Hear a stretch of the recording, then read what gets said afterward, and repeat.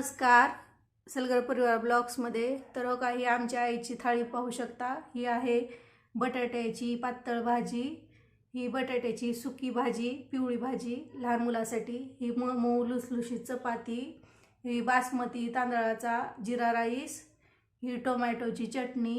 अशा प्रकारे तुम्ही पाहू शकता किती छान अशी आईनं दुपारच्या जेवणासाठी थाळी बनवलेली आहे, पौष्टिक अशी. असं माझ्या आईने बनवलेली थाळी तुम्हाला आवडली का नक्की सांगा. बघा किती छान अशी बनवली आहे बघा माझ्या आईने थाळी. माझी आई आहे ना सुगरण. या जेवायला हे पाहिजे अशी थाळी बनवली.